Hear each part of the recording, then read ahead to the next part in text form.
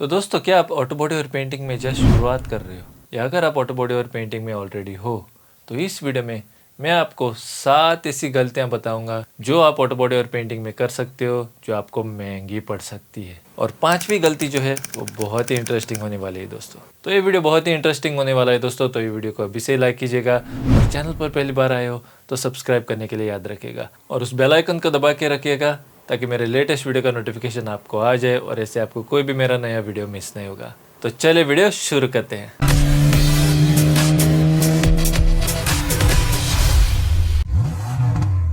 तो दोस्तों, जब आप ऑटो बॉडी और पेंटिंग सीखने का डिसीजन लेते हो और जब आप उसमें जस्ट शुरुआत करते हो, तो बहुत सारी गलतियां आप कर सकते हो दोस्तों, जो आपको महंगी पड़ सकती है। तो वही गलतियों के बारे में हम लोग इस वीडियो में डिस्कस करेंगे, ताकि वो आपके साथ ना हो जाए। अगर आप ऑटो बॉडी और पेंटिंग सीखना चाहते हो और इसमें आप अच्छा बनना चाहते हो, तो नीचे कमेंट करके मुझे ज़रूर बोलेगा दोस्तों।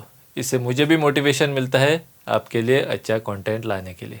तो बढ़ते हैं आगे पहली गलती के साथ, जो आपको महंगी पड़ सकती है, और वो है दोस्तों, कभी भी जब आप जस्ट शुरुआत कर रहे हो तो फर्स्ट क्वालिटी पेंट कभी भी मत खरीदिएगा।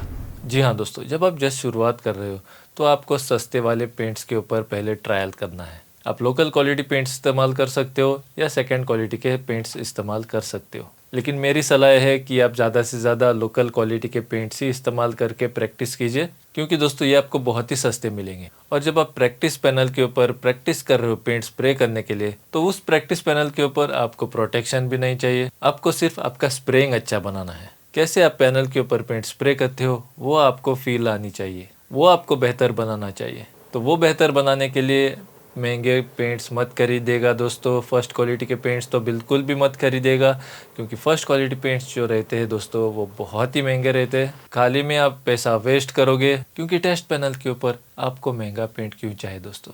फर्स्ट क्वालिटी का पेंट आपको तब चाहिए जब आपको आपके सरफेस के ऊपर अच्छा प्रोटेक्शन चाहिए, और जब आप चाहते हो कि आपकी फिनिश जो है वो लंबे समय तक चले। तो जब आपका ऑटो बॉडी और पेंटिंग सीख के हो जाता है दोस्तों, और जब आप मेन पैनल के ऊपर पेंट स्प्रे करने को चालू करते हो, जैसे कि कार का पैनल हो गया, आपका पूरा मोटरसाइकिल हो गया, तब जाके आप फर्स्ट क्वालिटी के प्रोडक्ट्स इस्तेमाल कर सकते हो।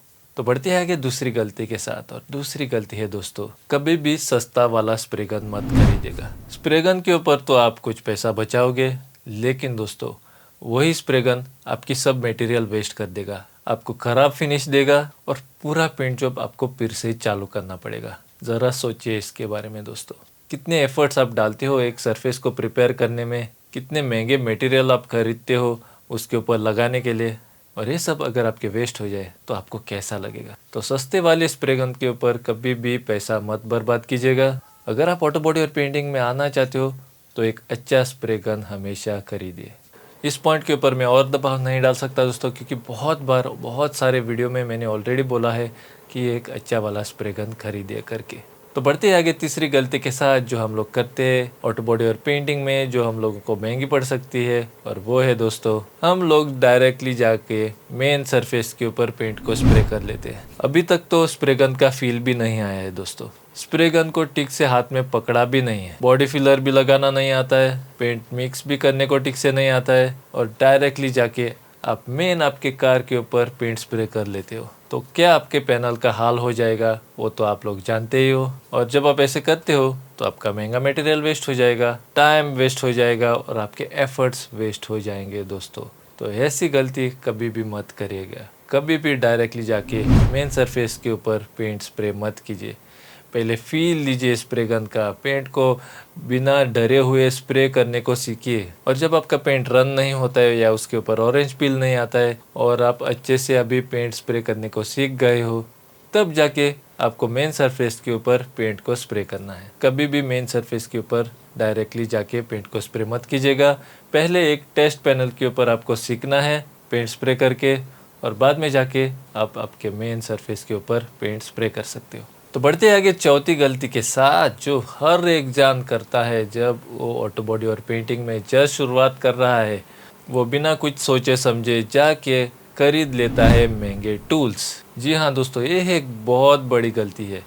बिना सीखे हुए अगर आप जाके महंगे टूल्स खरीदते हो, तो आप तो जानते ही नहीं हो कि वो टूल्स अगर आप ठीक से ऑटो बॉडी और पेंटिंग में इस्तेमाल कर सकते हो या नहीं करके। ये गलती बहुत जान करते हैं दोस्तों, और अगर आप मेरा चैनल फॉलो कर रहे हो तो आपके साथ ये गलती नहीं होनी चाहिए, क्योंकि बहुत बार मैं ऑलरेडी बोल चुका हूँ कि पहले सीखिए और बाद में जाके टूल्स में इन्वेस्ट कीजिए। तो अगर आप जानना चाहते हो कौन से टूल्स आपको पहले खरीदने हैं, कौन से टूल्स आप बाद में खरीद सकते हो, कैसे आपको पेंट मिक्सिंग करना है, कैसे पेंट को स्प्रे करना है, कैसा आपका स्प्रे गन सेटअप करना है, ये सब सीक्रेट्स मैं मेरे कोर्स के अंदर सिखाता हूँ दोस्तों। और ये सब चीज़ें सीखने के लिए अभी आपको कहीं भी नहीं जाना है, आप आपके घर पे बैठ के सब सीख सकते हो, क्योंकि ये एक ऑनलाइन कोर्स है। अगर कुछ भी समझ में नहीं आता है तो बार बार आप वीडियो देख देख के आपको परफेक्ट कर सकते हो। और कुछ भी अगर आपको समझ में नहीं आता है तो आप कम्युनिटी सेक्शन में जाके कुछ भी सवाल पूछ सकते हो और उधर आपका सवाल का जवाब आप प्राप्त कर सकते हो। मैंने मेरा कोर्स का लिंक नीचे डिस्क्रिप्शन में डाला हुआ है, आप उधर जाके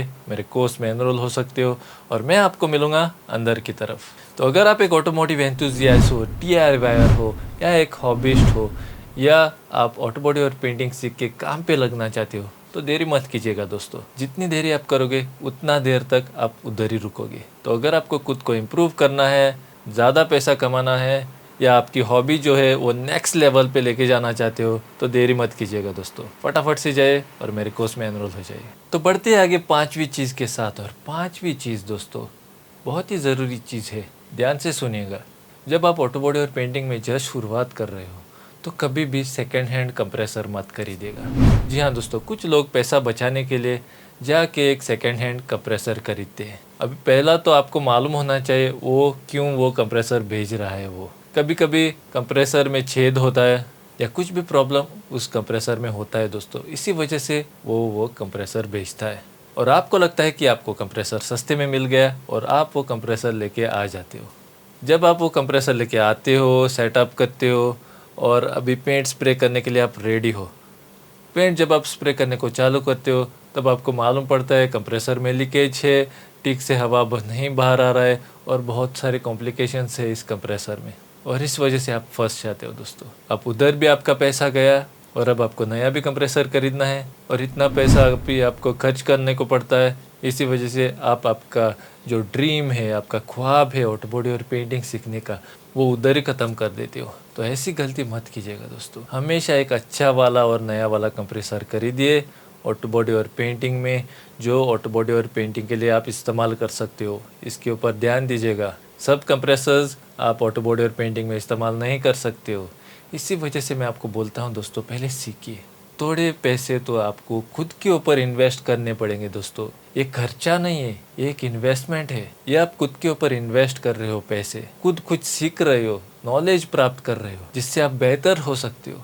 जी हाँ दोस्तों, देरी मत कीजिएगा, नीचे जाए और मेरे कोर्स में एनरोल हो जाए। तो इसके साथ बढ़ते हैं आगे छठी चीज़ के साथ, और छठी चीज़ है सैंडिंग को कभी भी स्किप मत कीजिएगा दोस्तों। सैंडिंग अगर आप स्किप करते हो तो आपका पेंट जो है वो सरफेस के ऊपर लगेगा ज़रूर, लेकिन कुछ ही दिनों में वो बाहर भी आएगा, पेंट पील ऑफ हो जाएगा। ऐसी गलती आप मत कीजिएगा दोस्तों। सैंडिंग एक बहुत ही ज़रूरी स्टेप है ऑटो बॉडी और पेंटिंग में, इसको आप स्किप नहीं कर सकते हो। सैंडिंग से आपको बॉडी फिलर को लेवल करना पड़ता है, सैंडिंग से आपको सरफेस फ्लैट बनाना पड़ता है, कलर सैंडिंग और बफिंग करने से पहले आपको सैंडिंग करना पड़ता है, तो बहुत टाइम आपको सैंडिंग करना पड़ता है। तो सैंडिंग आपको पसंद आना चाहिए, नहीं तो आप ऑटो बॉडी और पेंटिंग नहीं कर सकते हो। इसके साथ बढ़ते हैं आगे 7वीं गलती के साथ जो हम लोग करते हैं ऑटो बॉडी और पेंटिंग में, जो हमको महंगी पड़ सकती है। और 7वीं चीज़ है दोस्तों, खुले हवा में हम लोग पेंट स्प्रे करते हैं। जी हाँ दोस्तों, ऑटो बॉडी और पेंटिंग में आपको एक कंट्रोल्ड एनवायरनमेंट चाहिए। कंट्रोल एनवायरनमेंट मतलब आपकी जो एरिया है जहाँ पेंट कर रहे हो, उधर कितनी हवा अंदर आएगी, कितनी हवा बाहर जाएगी, कितनी ज़्यादा या कम लाइट उसके अंदर होगी, ये सब आपके कंट्रोल में होना चाहिए दोस्तों। तो सस्ते में आपको एक स्प्रे बूथ कैसे सेटअप करना है वो आपको मैंने मेरे कोर्स में ऑलरेडी दिखाया हुआ है। बहुत ही आसानी से आप एक स्प्रे बूथ सेटअप कर सकते हो आपके घर के गैरेज में। कितना धूल अंदर आता है वो भी आपके कंट्रोल में होना चाहिए, क्योंकि जब आप पेंट स्प्रे करोगे तो कुछ देर तक वो सूखने के लिए आपको देना पड़ेगा। और जब वो पेंट सूख रहा है, वो जल्दी ही सूख जाता है दोस्तों, लेकिन जब वो सूख रहा है तो उसके ऊपर धूल नहीं बैठना चाहिए, बग्स नहीं बैठने चाहिए, मच्छर नहीं बैठने चाहिए, कोई बिल्ली उसके ऊपर जाके कूदनी नहीं चाहिए। तो ये सब चीज़ें आपको ध्यान में देनी है दोस्तों। तो दोस्तों वो थी 7 गलतियां जो आप कर सकते हो अगर आप ऑटो बॉडी और पेंटिंग में जस्ट शुरुआत कर रहे हो। तो वीडियो अगर आपको यूजफुल लगा है तो लाइक और शेयर ज़रूर कीजिएगा, और चैनल को अभी तक सब्सक्राइब नहीं किया है तो सब्सक्राइब कीजिए और उस बेल आइकन का दबाएं ताकि मेरे लेटेस्ट वीडियो का नोटिफिकेशन आपको आ जाए और ऐसे आपको कोई भी मेरा नया वीडियो मिस नहीं होगा। तब तक के लिए मैं आपको मिलूंगा मेरे अगले वीडियो में और एक इन्फॉर्मेटिव वीडियो के साथ, तो उसको मिस मत कीजिएगा और अपना ख्याल रखिएगा।